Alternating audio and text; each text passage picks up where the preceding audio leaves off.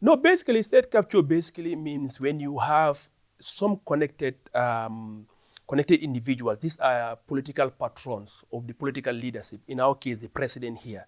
People who, given their closeness with the president, they basically have the unfettered freedom to do what they want. Basically, you have the government basically doing policy just for their sole benefit, instead of doing policy for the benefit of the majority of Gambians. The government now takes the interest of these politically connected people as the most important thing.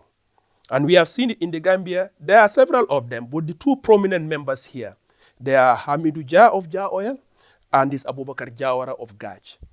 And, so this Sukuta case is a prime example. So what's happening? This guy wants to go into the business of importing basalt. Yeah.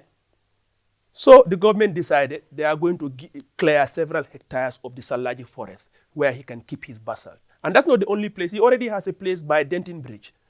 The government, he has that place, that's not enough. He went and was given land in a protected forest, one of the few protected forests we have in the country. How many people have been in the basalt business in the Gambia since time immemorial? People have been importing basalt from Senegal for how many years? But what did people do? You go, as in when you needed a land or a place for your TV studio, you go and buy land. You don't go and tell the government, give me land in Monkey Park. Let me build a house there. If I need to do a farm, I don't go, I don't expect the government to give me, forested land somewhere to go and build, my farm there so that I can easily access the market. If you are going to do a business, you sit down and look at all of your business expenditures, your capital investments up front, your working capital expenditures, other things, and then you make a determination if your expenditures will be enough, will be covered by the returns you will get to see if it's a viable business or not. It's a private business. After all, if you and I, we make a profit on it, it's our profit. We get taxed on that, but the rest is ours. We don't go and give the profit to somebody else. So we should be responsible for the investment. But what do we have? The government now sending the Ministry of Forestry and other ministries and, basically telling them to go and work for Bubacarr Jawara and Gaj. Tell them to give this guy several hectares, bulldoze a whole segment of a forested area. Bubacarr Jawara is the owner of several businesses. Why can't he go and buy land somewhere, where he can go and keep his basalt? This is not a state-owned basalt company. It's a private company. Is it because, there was a time Senegal said they were doing an embargo on basalt coming from Senegal because of their needs themselves as a country. Yes. But a lot of us believe it was in retaliation of the Senegal-Gambia cement issue, right? Because for the years, Senegal has been doing industrial work, but we still buy basalt from them. But when, that cement issue happened, they also came up with this. So government trying to make sure that basalt is readily available for everybody, they have to help somebody who will make sure it comes into the country. And Bubacarr, if he wants to bring a lot more, would not have storage. Would that be the reason why they would help provide a temporary place for him to be able to store the basalt he's bringing in country? No, again, that doesn't give a reason why the government should go and give him land, especially land in a protected forest. Let me give you another example. There are many Gambians who have farms, with horticultural farms and other things, and there are several hectares. Those people have less resources than Bubacarr Jawara. And is food security less important than basalt? Those people are supplying food to the local market. Is food less important than basalt? No. Yet, if somebody is going to go and establish a farm, they go and negotiate with landowners that have land. You go and buy it. If you need 1 hectare, you buy it. If you need 10 hectares, you buy it. The thing is that it doesn't matter. I don't know the real reason why Senegal stopped selling us basalt. There is need for basalt. This is what creates business opportunities. Bubacarr Jawara is not the only Gambian who can import things from us. Before he started business, there are people importing rice into Gambia, importing sugar, importing cement, importing fuel. If people can import those goods, do you think there'll be a shortage of Gambians who can import basalt from Cape Verde just around the corner here? There's no shortage of Gambians who can do that. And the people who are not connected to Barrow, when they need basalt, they will first go and look for their own land where to keep that. If you go and get 100 by 200 or 200 by 300, you can store as much basalt there that can supply the country for months. Those people who are not connected to Barrow, we wouldn't occur to them to go and demand land from the government. They'll go and buy land from somewhere, from a private individual willing to sell land, and buy it. And it will be some area that is suitable for it. It will also not involve going and cutting protected forest. Remember, this is a protected forest. It's the few we have in the combos.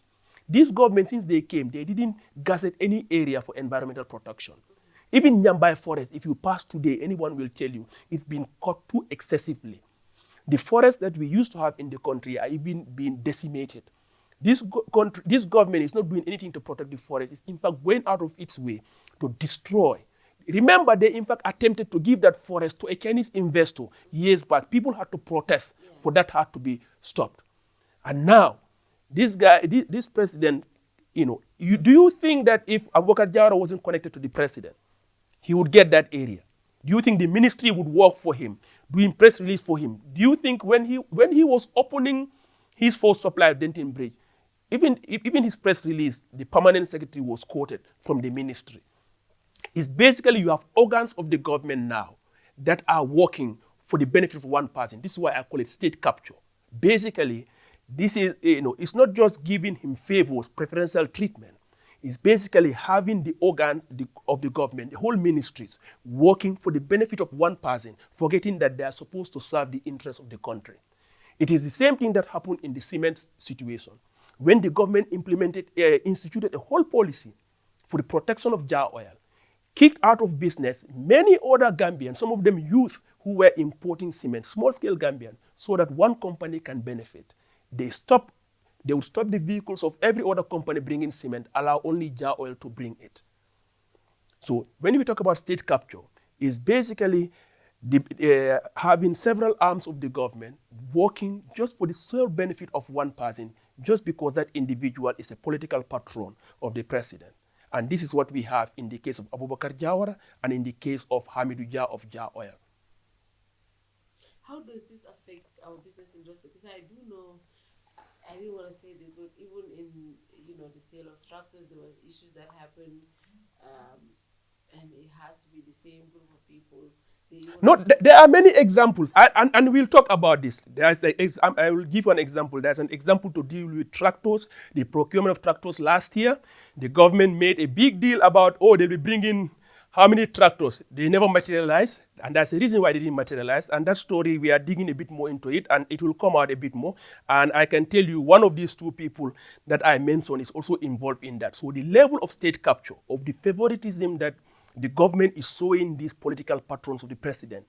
And even though it's coming at the expense of the country, it's mind-boggling. Even right now, there's this fertilizer tendering that they're working on. And then I'm not aware of that one. They want to work. It's something that I just heard about a few days ago, working on sale of fertilizers for the next 2 years. The contract is supposed to be next 2 years, and they're telling them, we want restricted tender. So that it's just... Why would you have restricted tender when you have enough time to do this?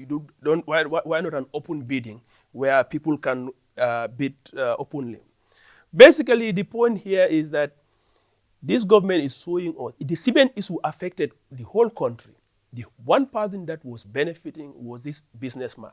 And here in this case, environmental benefit is for the whole country. Having a protected forest is for the benefit of everyone. Yet the government is going to the extent of benefiting one person and does not care about the environmental impact on the rest of the country. They said they did an environmental assess and that area, and they're not even giving it to him to own. It's a temporal place, so where he can do storage for a meantime.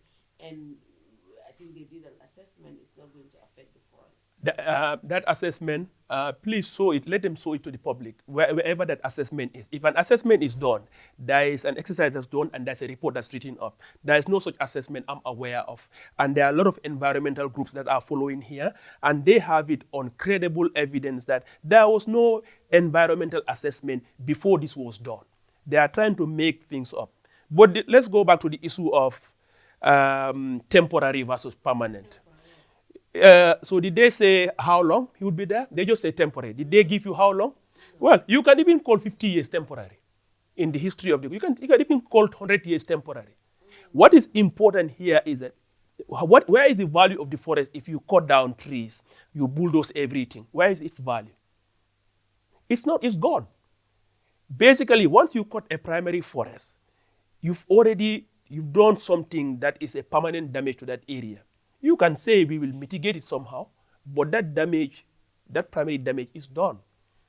You know, so this whole argument that they have, they've done some assessment, no evidence of it. They have not provided it. And the idea that it's temporary, temporary what? 1 year, 2 years? In that case, it would have made a lot more sense to find an area that is a private property, that doesn't involve destroying natural resources, where he does it a few years, signs a contract with relevant person, that person who owns that land is compensated. Why does it have to be a protected forest? It is happening right now because he can get away with it, because he's close to the president, he's a political patron of the president, no organ of the state can prevent him. You know, so this is a classic case of state capture. And we want to congratulate Bubacarr. He's the person of the year. Yeah. Standard newspaper awarded him Gambian of the year. Yeah, Standard newspaper, yeah. Who's the owner of Standard newspaper? Who is it? Sirif Boja. Is Sirif Boja looking for a cabinet position? I have to ask myself. Why? I don't know. Adam Barrow was person of the year. Next thing I know, a close president of Adam Barrow is person of the year. I don't know. You have to ask Cham. Don't ask Standard. We'll ask. Sirif. Don't ask Sirif. Sirif is my brother. Ask Lamin Cham. Lamin Cham is the editor-in-chief. So. No, I need to ask. Lamin Cham is my friend. I need to ask the owner, Sirif Boja, because I don't understand. No, me, I will protect Sirif. You ask Cham. Cham, tell us, what is the criteria? I don't know. I don't know whether Standard newspaper is trying to become, too connected to the government. But the whole idea of this guy as the Gambian of the year, I'm scratching my head. You know, a Gambian of the year, involved in, forests, in a few forested areas. That one is mind-boggling to me. Anyway. Let's congratulate him on being the Gambian of the year. Let him show the spirit of being Gambian of the year by pulling out of Salaji Forest and go and use his money, of which he has a lot of, properly buy land in the open market from somebody, and then, stop taking advantage of connection to the president by destroying the few protected areas we have in the Combos. If he wants to earn that award of that Gambian of the year, this is an opportunity for him to earn it. Let him come and, remove all of his things from there, go and plant trees in that area that's cleared. Plant trees, protect them, and raise it and go somewhere else. I mean, this is just, it makes no sense at all.